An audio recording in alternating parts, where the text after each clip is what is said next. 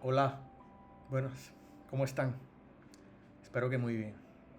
Bienvenidos a un nuevo episodio de Opina en Sofos, un espacio con una finalidad exclusivamente académica, constructiva y pedagógica.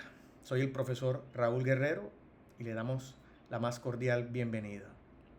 Por favor, síguenos en nuestras redes sociales. Aparecemos en YouTube como Raúl Fernando Guerrero, en X y en Instagram como Raúl Fernando Guerrero y en Instagram como Sofos Corporation. Contamos con el auspicio y el patrocinio de Sophos Corporation, firma que nos brinda esta plataforma para llegar a ustedes. Por sus comentarios, sus opiniones y por sus likes, muchísimas gracias. Bueno, hablando de política, no podíamos dejar pasar por alto e inadvertido estas conclusiones que me parecen pertinente extraer de manera resumida en relación con el proceso electoral que se gestó el día domingo 8 de marzo de 2026 para elegir congresistas y consulta para presidencia en Colombia. Digo resumen porque pues, es una información bastante vasta y caudalosa respecto de la cual se pueden obtener muchas consideraciones y conclusiones, pero vamos a tratar de extraer lo más importante y así resumirlo. Bien, en lo que tiene que ver con el Congreso de la República, es importante que se sepa que hay 285 curules a proveer. Un dato importante es que de esas 285, 139 curules las obtuvo la derecha y 78 la izquierda. Lo que tiene que ver con el Senado, a esta corporación o esta célula legislativa le corresponden 102 curules posibles, ¿no? Para la derecha, de esas 102, hubo 51 curules obtenidas y para la izquierda 33. Repito, esto es lo que tiene que ver con el Senado o la Cámara Alta. En lo que tiene que ver con la Cámara de Representantes hay 183 curules posibles. La derecha obtuvo 88 representantes a la Cámara y la izquierda 45. Bastante significativa esta evidencia y estos datos. Nuestro concepto, se pueden decir muchas cosas, pero se puede concluir que si gana un presidente de izquierda, por ejemplo, la oposición va a ser tanto o más férrea que en este cuatrenio que termina. Y si gana un presidente de derecha, las posibilidades de gobernanza van a ser más efectivas y reales. Esto vislumbra un gobierno de derecha bastante exitoso en términos de el cumplimiento y la ejecución de su programa de gobierno y especialmente el plan de desarrollo.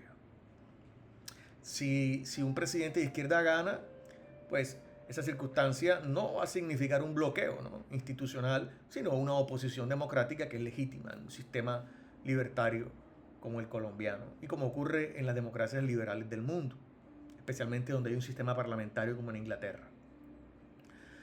Y si gana la derecha, el hecho de que se aprueben por mayoría sus propuestas no sería autocracia, sino una condición democrática donde las coaliciones van a ser efectivamente posibles. Todo esto muy a pesar de que el pacto histórico obtuvo 26 curules. Hecho, entre otras cosas, predecible por virtud de los más de 600.000 contratos de prestación de servicios que el gobierno contrató durante este último periodo, así como las cuotas burocráticas a los miembros de la bancada del pacto histórico, un elevado gasto de funcionamiento y de nómina.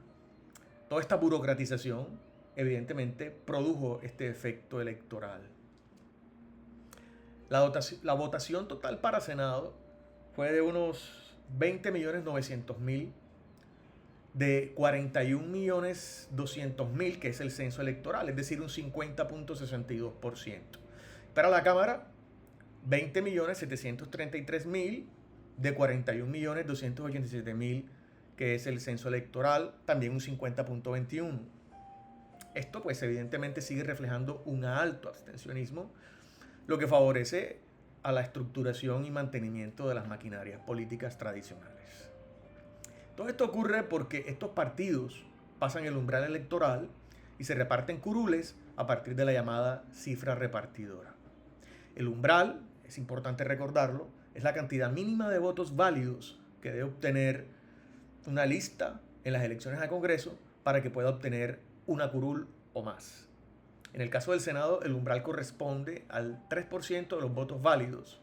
En este caso, un poco más de 600.000 votos mínimo tiene que obtener cada partido para ser competitivo a efectos de obtener curules. Para la Cámara, el umbral se obtiene con la mitad del cociente electoral. El umbral, entonces, repito, es crucial para las listas de Senado y Cámara para que posteriormente pueda ser aplicada la cifra repartidora. Es decir, que se tendrá en cuenta para el número de escaños que alcance cada partido. En ese orden, la cifra repartidora se aplica únicamente a aquellos partidos que alcancen el umbral. El sistema surge de aplicar un cálculo numérico, mejor, aritmético, el cual está basado en el resultado de la división por el número de votos de cada una de las listas, por 1, por 2, por 3 y así sucesivamente hasta llenar el total de curules a proveer. Hasta que luego se obtenga un número total de resultados igual al número de escaños a proveer. El último de estos números es la cifra repartidora. Tantas veces quepa la cifra repartidora en la obtención obtenida por cada partido, ese resultado será el número de curules que obtendrá dicho partido.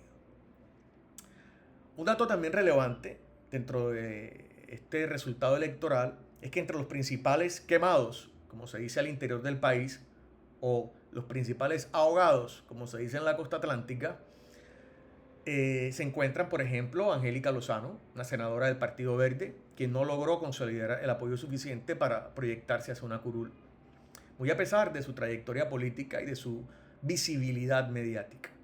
Junto a ella, Catherine Miranda, también muy mediática y del Movimiento Verde, tuvo un desempeño electoral inferior al esperado. Esto confirma que el fortalecimiento de partidos y coaliciones consolidadas limita el alcance de candidaturas independientes y de movimientos emergentes. Esto pues ayudado por el alto abstencionismo que está documentado estadísticamente. De manera similar, se ahogó el señor Jorge Enrique Robledo, reconocido político de izquierda. No logró posicionarse entre los primeros lugares en el Senado, evidenciando que pues su gran trayectoria y su prestigio como congresista de otrora no fue suficiente para superar las nuevas tendencias políticas y liderazgos locales que se consolidaron durante la campaña. El análisis de los resultados por partido muestra que varias figuras de amplia trayectoria política quedaron rezagadas.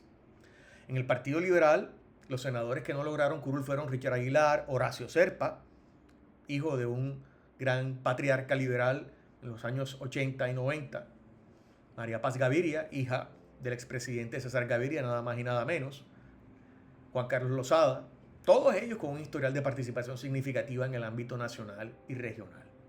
Por el Partido Conservador tampoco obtuvieron curules Antonio Sabaraín, Juan Carlos Wills, Soledad Tamayo, Javier Brito García. En el caso de la U, Juan Felipe Lemos, José David Name, reconocido político, Javier Fernández Franco. En cambio radical, resalta que Carlos Fernando Motoa y Lina Garrido, muy conocida últimamente por su participación activa en la oposición al gobierno y su amplia difusión en redes, pues tampoco pudo llegar. Además, otros candidatos con presencia mediática, como por ejemplo Miguel Polo Polo, Edwin Brito, Inti Asprilla, entre otras, tampoco alcanzaron cifras suficientes para obtener curul. Yo creo que realmente este es el comienzo del fin de la ola electoral de los influencers, que deben aprender que la política se hace más allá de las muecas, las malas palabras, expresiones procaces, chistes y gritos. Rentable, o más bien rescatable, es que las FARC no pudieron recuperar las curules, que de manera gratuita se les concedió por virtud del acuerdo de paz. Saltando de la Cámara y del Congreso y del Senado, hablemos un poco de las consultas. Para las presidenciales es evidente que surge una tercería, Paloma Valencia, con 3.236.000 votos, seguida de Juan Daniel Oviedo, con 1.255.000 votos en su consulta. Y esto supera la cifra registrada por la consulta del Pacto Histórico en 2022, en la que Petro fue elegido presidente. La votación de esta consulta superó globalmente a la del Pacto Histórico en el 2022.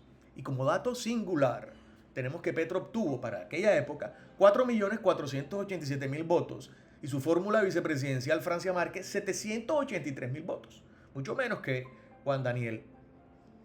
Esto pone de presente que entre Paloma y Juan Daniel se está cocinando, evidentemente así debe indicarlo la lógica de la dinámica política, una coalición para que Paloma sea la candidata a la presidencia, obviamente, ya tiene el derecho, y Juan Daniel su fórmula vicepresidencial. Esta es una cuota inicial bastante cuantiosa para partir en la pole position, en primer lugar, ya que, entre otras cosas, está medida Paloma Valencia junto a Iván Cepeda, que obtuvo alrededor de 1.300.000 votos, equivalentes al 65% de los sufragios, con una votación marcada además por un número significativo de votos nulos y no marcados que superaron el 13% del total. En nuestra opinión, en ese orden de ideas, Cepeda, ya contado, es segundo en la pole position. Roy Barreras, un fracaso completo, más allá de su abundante dialéctica, no le fue suficiente, inclusive con algunas alianzas que había adquirido en su coalición del Frente por la Vida, para ser un participante relevante en la contienda, ya que obtuvo 250.000 votos de un total de 590.000 que obtuvo su coalición. La votación más baja de las consultas, entre otras cosas. De Claudia López se puede decir lo mismo, ¿no? Ganó la llamada consulta de las soluciones y será la candidata por ese movimiento imparable, presentándose como una alternativa que busca superar la aparente polarización entre el uribismo y el petrismo. Aunque su victoria era esperada, pues se enfrentaba a un desconocido, Leonardo Huerta. El resultado quedó por debajo de las expectativas. Obtuvo 570.000 votos. Pues esto será el aporte que le darán tanto Roy como Claudia López a Cepeda en la segunda vuelta, porque evidentemente ellos están obligados a participar en la primera. Tal vez aporten menos, ya que parten en los últimos lugares de la pole position y el electorado tiende a, por inercia, a ir buscando inclinaciones por las candidaturas viables. Así que es muy probable que inclusive saquen mucho menos votos en las elecciones. Sobre los candidatos que no fueron a la consulta hay una incógnita porque no hay una medición real. Solo las encuestas que ponen a Abelardo como un fuerte competidor de la derecha, que tarde o temprano hará una alianza con Paloma. Esta alianza podrá definirse, obviamente, en segunda vuelta y se definirá quién apoya a quién. Todo depende de la votación que cada uno obtenga. La ventaja que se toma Cepeda es que la izquierda llegó a un techo en nuestro concepto con este termómetro en el Congreso de la República, cifra que lo pondría virtualmente en la segunda vuelta, eso es claro. Y en cambio Paloma, pues como candidata de la derecha y con una opción de centro que la apoya, tiene una gran expectativa de recoger unas fuerzas políticas que la podrían catapultar a la presidencia en caso de que pase a la segunda vuelta. En definitiva, en la segunda vuelta, en nuestra opinión, gana el que logre recoger más fuerzas del centro. La segunda vuelta es esencialmente de coaliciones. Veremos a ver quién tiene la mayor capacidad política para esas alianzas. Eso es todo por hoy. Esperamos que les haya gustado nuestra columna de opinión académica y conceptual. Un like, suscríbete a nuestro canal de YouTube, porque pues con eso apoyarías esta iniciativa que nos parece muy constructiva para fomentar debates que construyan, valga la redundancia, en lo académico, en lo pedagógico y pues en la ilustración a la sociedad respecto de temas que son de relevancia y de interés. Danos tus comentarios también. Abajo aparecen los comentarios, puedes decir cualquier opinión que te merezca estas consideraciones y bueno, nos vemos la próxima. Que tengan un feliz resto de día. Chao, chao.